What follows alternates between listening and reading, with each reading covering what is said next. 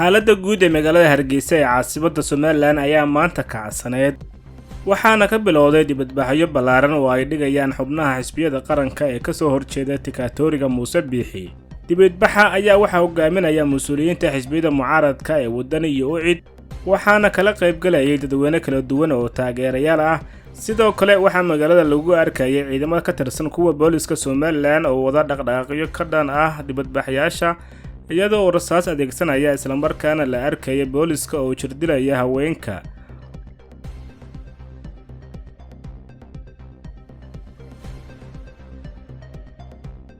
wararka ayaa sheegaya in ilaa dhowr qof oo mas'uuliyiinta ay ku jiraan ay dhaawacyo soo gaareen waxaana ka mid ah xildhibaan Barqad Batuun, Muniir Axmed Cigaal iyo xubno kale oo ka mid ah mucaaradka.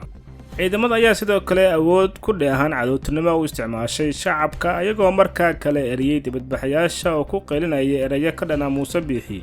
dhinaca kale ciidamada Somaliland ayaa xirxiray qaar ka mid ah mas'uuliyiinta dibadbaxa ka qayb galayay waxaana ka mid ahaa Cabdullaahi Maxamed Daahir Cukuse oo ahaa wasiirkii hore ee warfaafinta Somaliland sida ay ku waramayaan ila wareedyo lagu kalsoon yahay. musharaxa xisbiga wadani Cabdiraxmaan Ciro oo hadal siiyay warbaahinta ayaa sheegay in dibadbaxa uu bilaabmay isla markaana xoogiisa uu dhacayo maalinta Sabtida ah. mudaharaadku waxa uu si rasmi ah u bilaabmayaa maalinta Sabtida ah 6 gobol iyo degmooyinka Jamhuuriyadda Somaliland.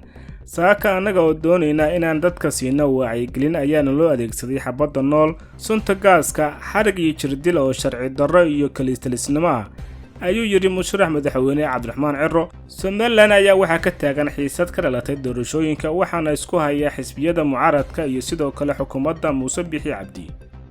Muuse Biixi ayaa la rumaysan yahay inuu hayo wadadii kaliistalisnimada taasoo sababsatay madaxweynihii hore ee Soomaaliya Farmaajo. Muuse Biixi ayaa la rumaysan yahay inuu ku socdo qaacido ah aan taliyo ama iga dambeyn mayso.